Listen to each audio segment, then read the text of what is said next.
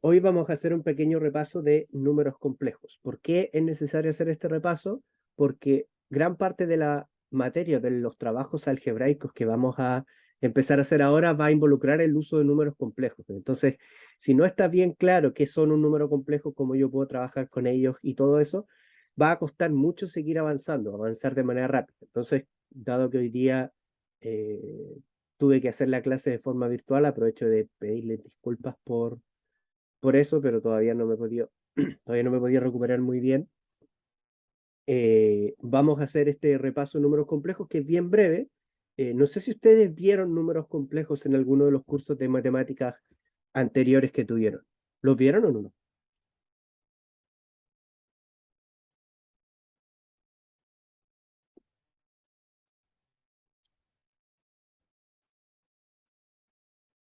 Ya, bueno, independiente que los hayan visto o no, yo voy a partir desde lo más básico. Este apunte ya está disponible en el aula y vamos a ver solamente lo que nosotros vamos a necesitar en el curso. No nos vamos a ir a ver, no sé, derivadas complejas, potencias de números complejos, netamente solo lo que vamos a utilizar acá. ¿Por qué? Porque los vamos a necesitar, como dice aquí, en el estudio de los fasores para analizar circuitos con corriente alterna. Entonces, ¿qué es un número complejo? Un número complejo es, partiendo de forma más general, los números complejos son un conjunto más grande que los números reales, ¿ya? Los números complejos nacen de la necesidad de tener raíces negativas. O sea, por ejemplo, no se sabía qué es lo que pasaba con la raíz de -1, ya no era un número real. Por ejemplo, la raíz de -1 no pertenecía a los números reales, ¿ya? Entonces, en base a eso, se empezó a hacer todo un nuevo trabajo matemático basándose en los números complejos. Entonces, un número complejo, que nosotros lo vamos a denotar por la letra Z en general, de forma genérica, puede escribirse en su forma rectangular de la siguiente forma. Este número complejo Z va a ser la suma de X más JI, ¿ya? Donde J es igual a la raíz de -1. O sea, nosotros ahora nos vamos a referir a la raíz de -1 como J. Matemáticamente, la letra I, aquí debería decir se usa, la letra I para denotar la raíz de -1, ¿ya? O sea, usualmente los matemáticos, en vez de ocupar esta J, dicen lo siguiente, dicen que es ahí, así, ¿ya? Eso es lo que... Profe, ¿Ah? Dígame. ¿está mostrando algo? No se ve nada. No se ve su fondo de pantalla.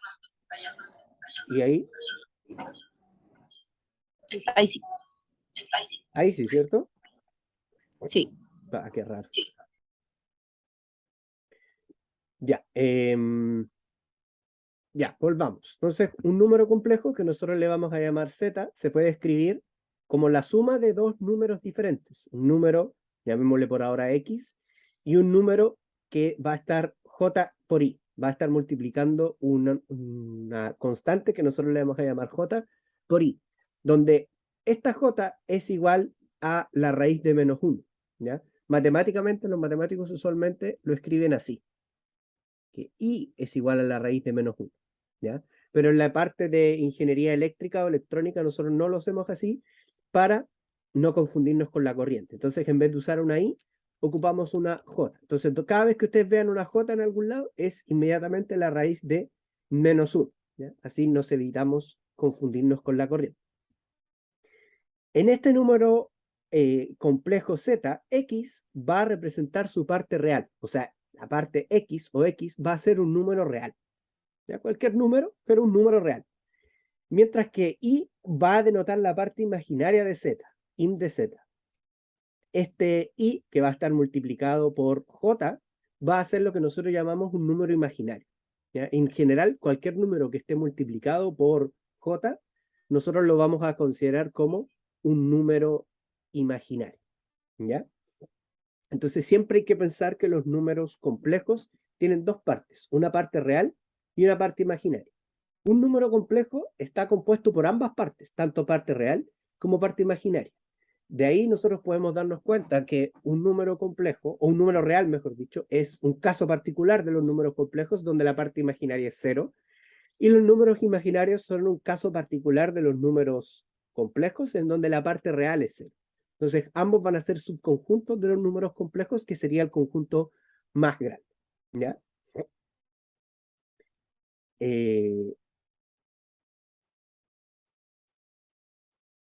Además, nosotros trabajamos con el plano complejo, ¿ya? ¿Qué es el plano complejo?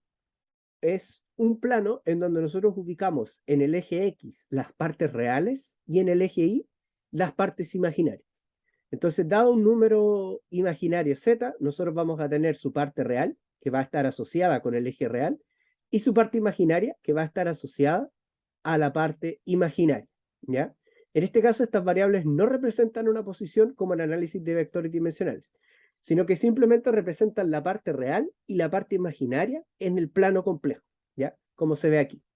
Entonces, en este plano complejo, nosotros podemos, cualquier número Z, lo podemos escribir como X más JI, donde X es la parte real, e Y es la parte imaginaria. En un momento vamos a hablar de qué es lo que representa esta R y qué es lo que representa este ángulo, ¿ok? Ahora, hay una propiedad muy importante que hay que tener claro, que debido a que J es igual a la raíz de menos 1, nosotros podemos deducir que 1 partido por J va a ser igual a menos J. Esto es lo mismo que decir 1 partido por raíz de menos 1 es igual a menos raíz de menos 1. ¿Ok? Esto es exactamente lo mismo. Recuerden que cada vez que nosotros hablemos de J, vamos a estar hablando de raíz de menos 1. Naturalmente que J al cuadrado va a ser igual a menos 1, J al cubo va a ser igual a menos J, J elevado a 4 va a ser igual a 1, etc. Hay una fórmula para poder generalizar estos resultados.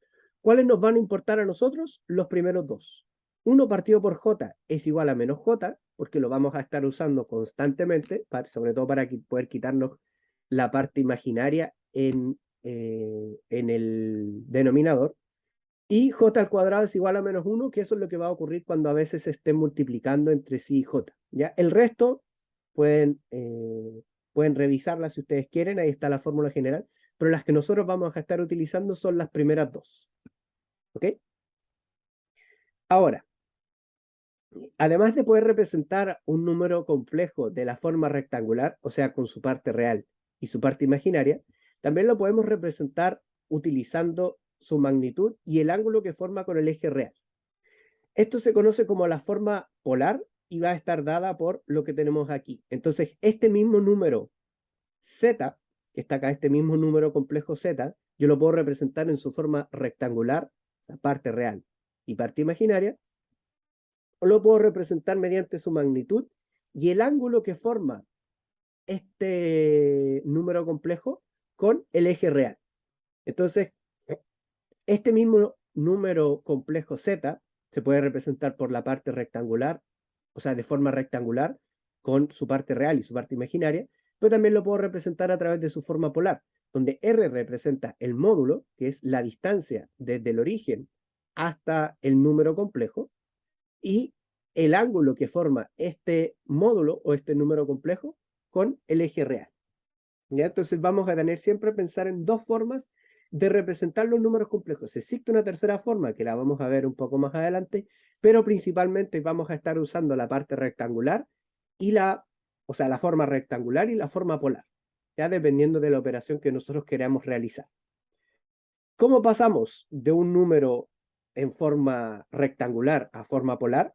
El módulo o la magnitud del número complejo es igual a la parte real al cuadrado más la parte imaginaria al cuadrado y todo eso bajo raíz. Mientras que el ángulo es igual a la tangente a la menos 1 o al arco tangente de la parte imaginaria partido por la parte real. Nótese que aquí se toma la parte imaginaria, pero no se toma el J. Lo mismo acá. Se toma el número que acompaña a J, ¿ya? Pero no se toma el J en sí. Cuando nosotros tomemos el J, lo vamos a escribir explícitamente. Si el J no está escrito, entonces nosotros no tenemos que tomarlo y eso nos puede cambiar por completo los resultados, ¿ya? De hecho, si yo tomara el J acá, como queda al cuadrado, me va a quedar menos y por lo tanto el módulo me va a quedar, no me va a quedar el módulo correcto. Y para pasar desde la forma rectangular a la forma polar, la parte imaginaria va a ser el módulo por el coseno del ángulo y la parte real y la parte imaginaria va a ser R por el seno del ángulo. ¿Ya? O sea, dado un número complejo Z, yo lo puedo escribir en su forma polar o en su forma rectangular. Y puedo pasar de una forma u otra rápidamente utilizando estas expresiones que tengo aquí. O sea, este número complejo Z puede ser igual a X más JI, o puede ser igual a R, que sería X cuadrado más Y cuadrado bajo raíz, con un ángulo, que sería el arco tangente de Y partido en X, y que se puede escribir también de esa forma. ¿Ya? ¿Alguna duda hasta acá?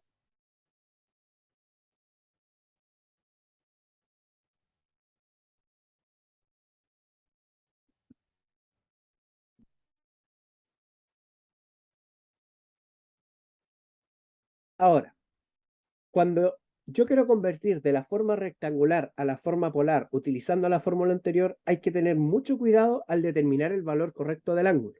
¿Por qué? Porque van a existir 4 posibilidades que se muestran acá en la tabla 1 que suponen que X e Y son positivos. ¿Qué es lo que ocurre? Que el plano complejo que está acá es este plano. Voy a tratar de hacer una línea más recta.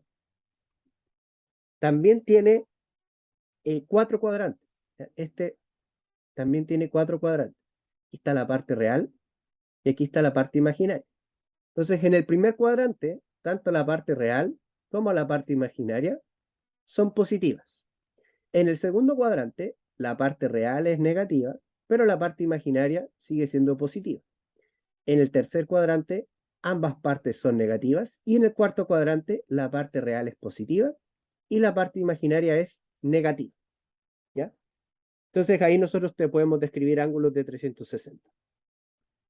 ¿Qué ocurre? De que a veces algunas calculadoras o en algunos casos yo puedo tomar la parte real como negativa, la parte imaginaria como positiva, pero el ángulo podría darme que está en el primer cuadrante, lo cual no tiene sentido. ¿Ya? Entonces, para evitar eso, nosotros utilizando esta tabla que está acá, dependiendo de la forma del número complejo, nosotros vamos sumando 180, restando 180, restando 360 y asumimos que tanto X como Y son positivos. ¿Ya? Voy a dar un ejemplo. Voy a sacar una nueva hoja. Supongamos que yo tengo el número complejo Z es igual a 3 menos 4J. Ya supongamos que yo tengo ese número complejo. Ese número complejo, yo sé que va a estar ubicado en el cuarto cuadrante. Cuarto cuadrante. O sea, si yo lo llevo a los cuadrantes, yo sé que este número complejo debería estar acá. Por ende, el ángulo del número complejo debería estar entre 270 grados y 360.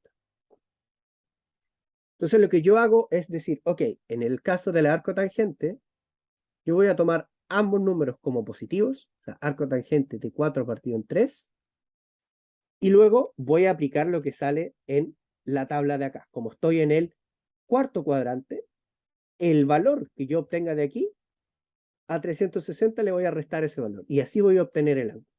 ¿Ya? Esta tabla, si ustedes quieren, yo en el caso de las evaluaciones se las puedo entregar, no tengo ningún inconveniente.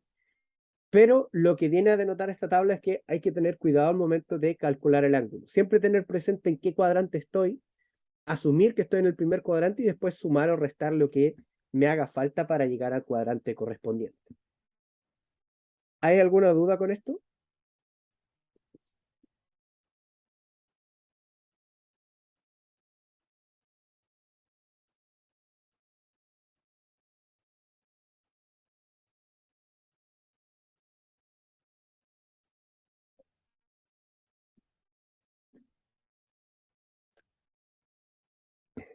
Ya.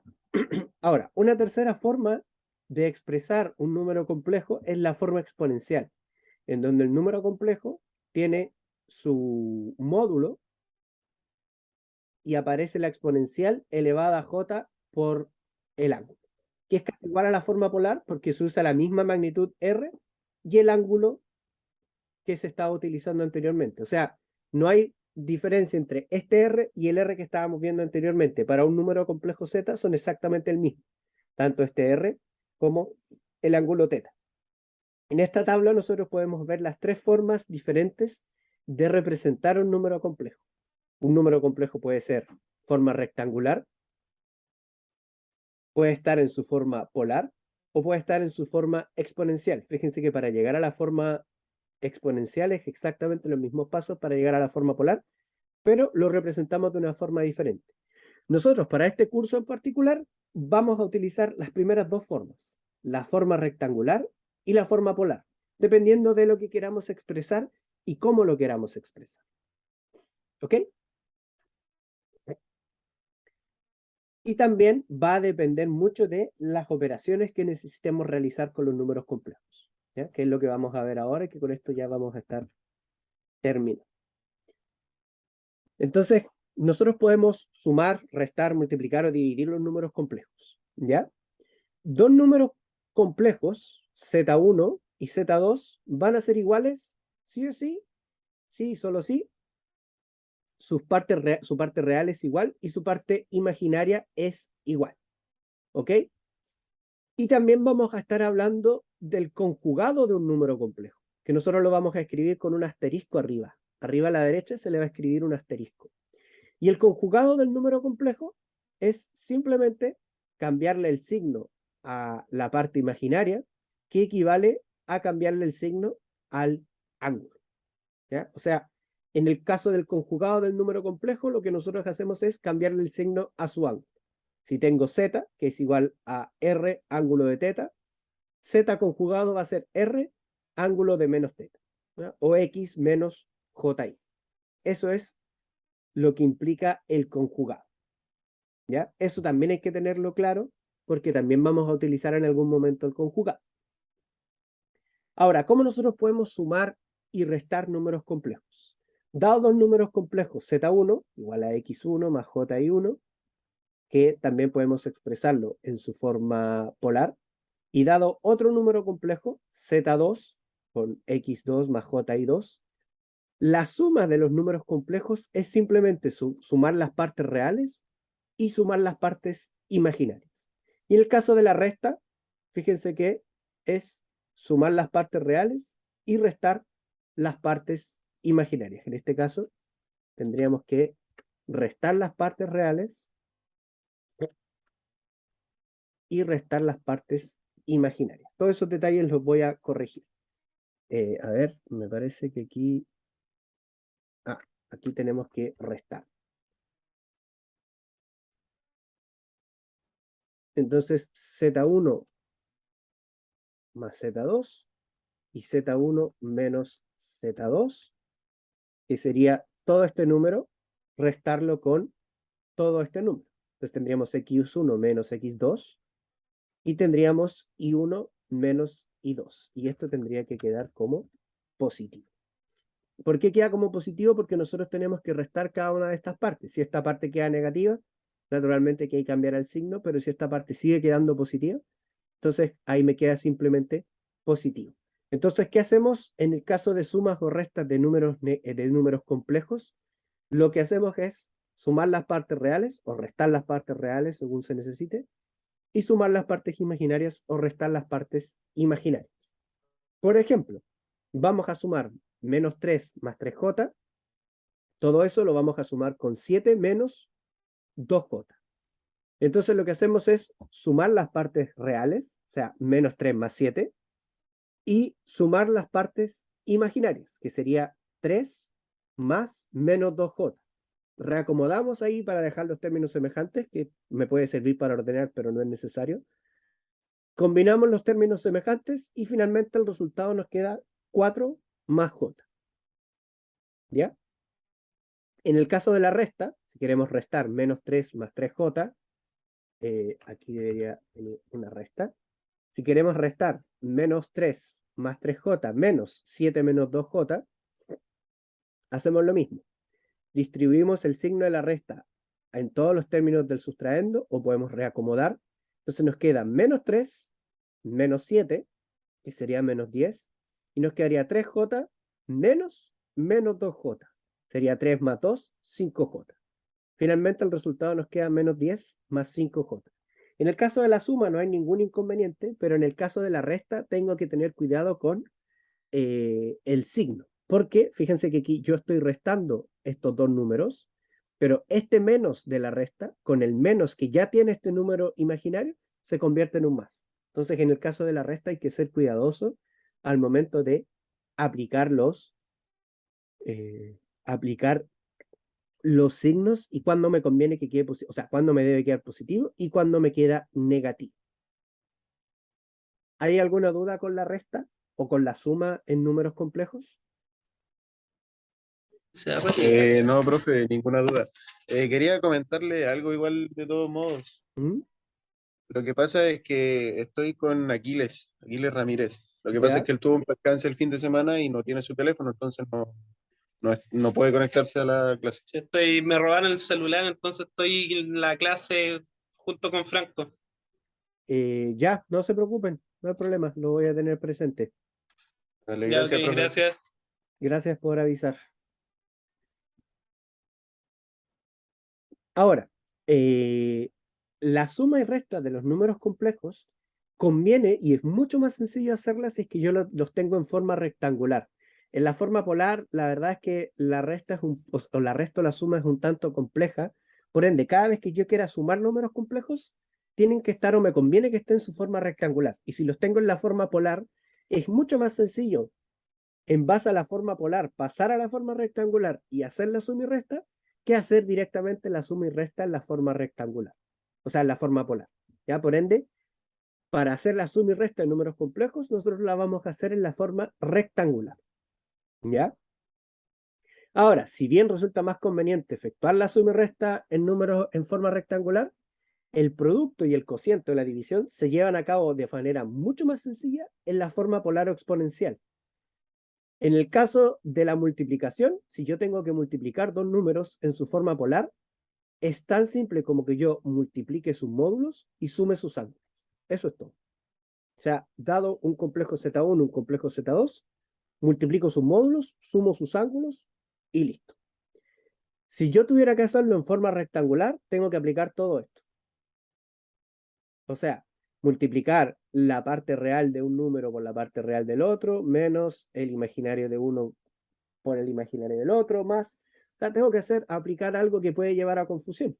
Si alguien prefiere hacerlo de esta forma, no hay ningún problema. Pero en general es mucho más sencillo hacer la multiplicación en la forma polar. Y para la división, si yo quiero dividir dos números complejos en su forma polar, basta con que yo divida a sus módulos y reste sus ángulos. Así de simple. Si tuviésemos que hacerlo en la forma rectangular, tendríamos que aplicar todo esto que aparece acá. ¿Ya? Tendríamos que racionalizar el denominador multiplicando a ambos por el conjugado y algo bastante más complejo. ¿Ya? Por lo tanto, si nosotros tenemos que sumar números complejos, los vamos a sumar en la forma rectangular. Si nosotros tenemos que dividir números complejos o multiplicar números complejos, los vamos a hacer en su forma polar. Si los tenemos en una forma, los vamos a llevar simplemente a la otra.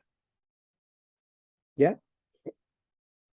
Aquí se muestra que la fórmula de Euler es un resultado importante para las variables complejas y se deduce a partir de la expresión e elevado a x, coseno y seno de x. Esto es una demostración de por qué aparece el Euler elevado a j teta en los números complejos y que al final expresa de que Euler elevado a j por teta es igual a coseno de teta más j seno de teta. ¿Ya? O sea, la coseno es la parte real y el seno es la parte imaginaria. ¿Ya? Esto es simplemente para mostrar de dónde viene la forma exponencial de un número complejo que se va obteniendo a medida que se van haciendo las expansiones en series de potencia de cada uno de estos términos. ¿Hay alguna duda, chiquillos?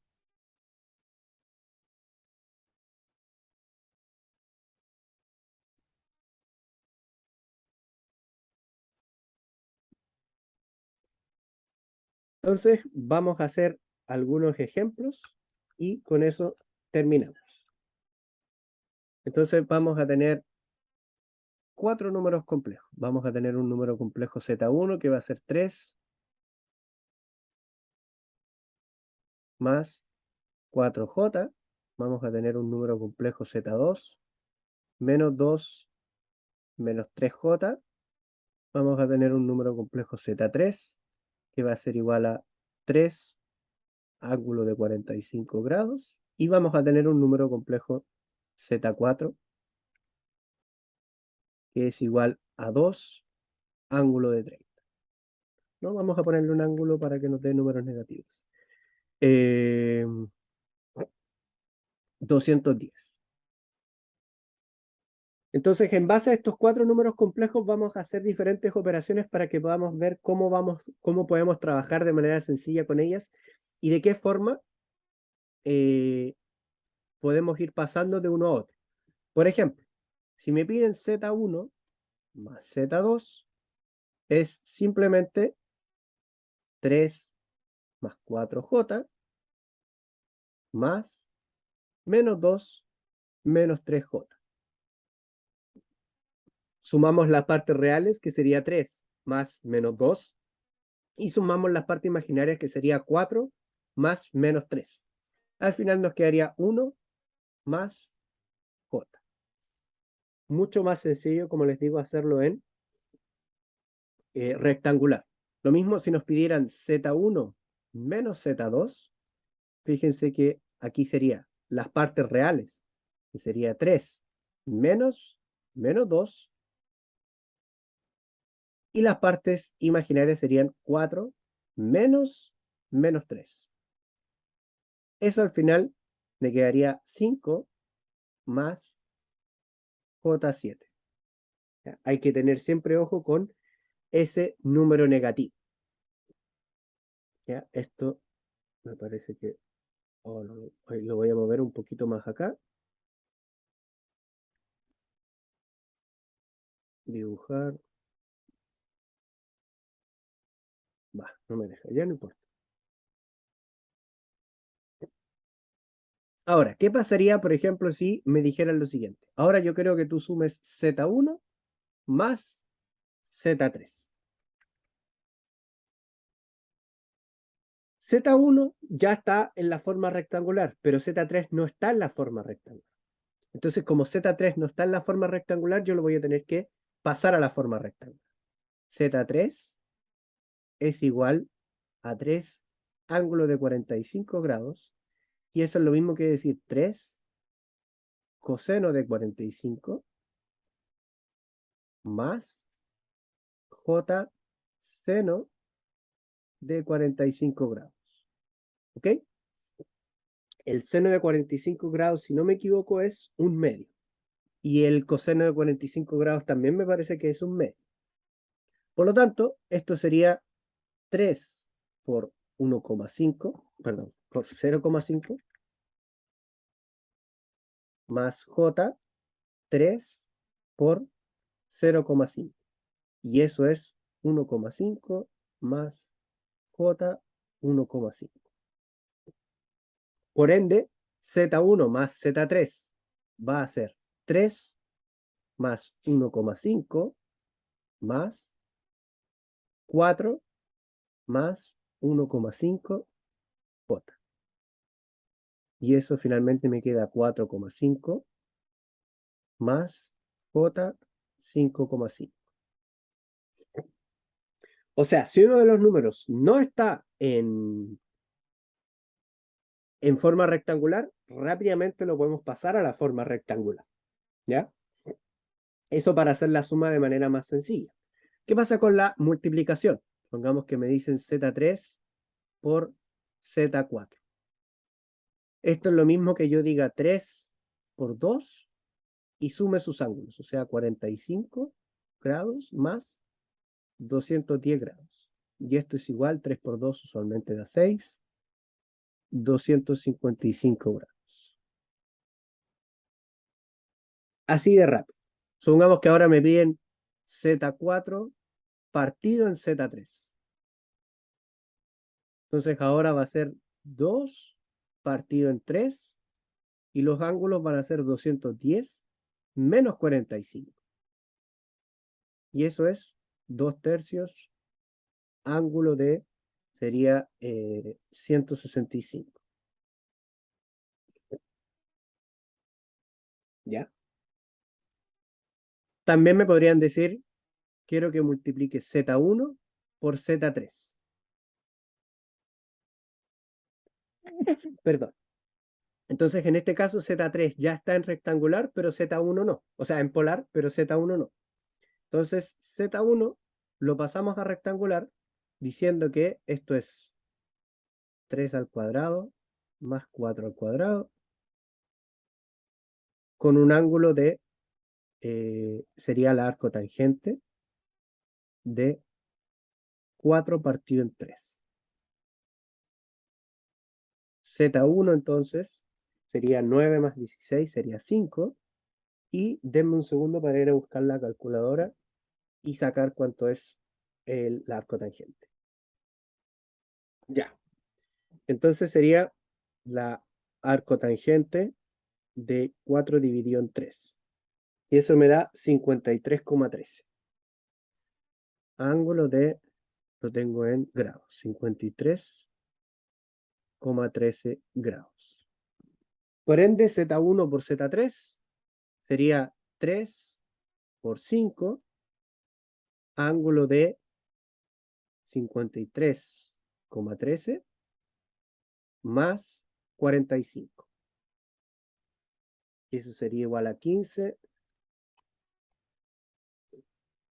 ángulo de 98,13. ¿Ya? O sea, así nosotros podemos trabajar de manera mucho más sencilla con los números complejos, sabiendo si es que necesitamos sumarlos o restarlos, multiplicarlos o dividirlos, y de ahí yo puedo ir pasando entre forma rectangular a forma polar y poder expresar. Usualmente se trabaja más en este contexto con la forma polar, pero la forma rectangular también va a ser importante en algunos casos, sobre todo cuando queramos mostrar parte real o parte imaginaria de algo. ¿Alguna duda, chiquillos?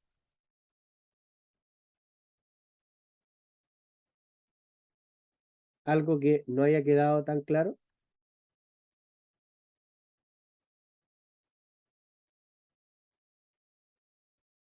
Si no hay dudas, chiquillos, entonces quedamos hasta acá. Voy a detener la grabación.